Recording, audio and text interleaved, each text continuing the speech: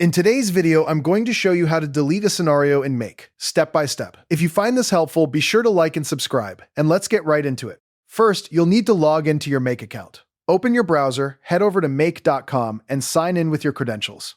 Once you're on the dashboard, you're ready to clean up your workspace. Now, let's open the Scenarios section. Look to the left navigation menu and click on Scenarios. This will bring up a list of all the workflows you've built or imported. Take a moment to review the list so you know exactly what's in your account. Next, locate the scenario you want to delete. Scroll through the list until you find it, and take a second to verify it's the correct workflow before proceeding. Double-checking here is crucial. You don't want to accidentally remove something important. Before you delete it, I highly recommend turning the scenario off if it's currently active. Simply switch the toggle to the off position. This prevents the scenario from running or triggering any actions while you're in the middle of removing it.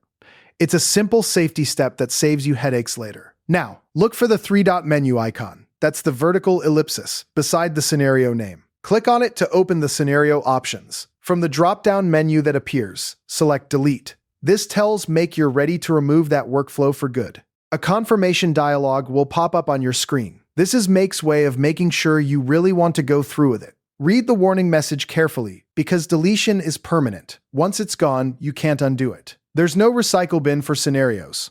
If you're sure, click the Delete or Confirm button in the dialog. The scenario will be removed from your workspace immediately.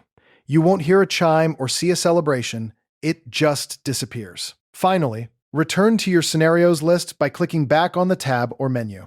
Scan the list to confirm the scenario no longer appears. If it's missing, you've successfully deleted it. And that's it. You've just learned how to delete a scenario in Make. Keep your workspace tidy and your workflows organized. Thanks for watching, and I'll see you in the next tutorial.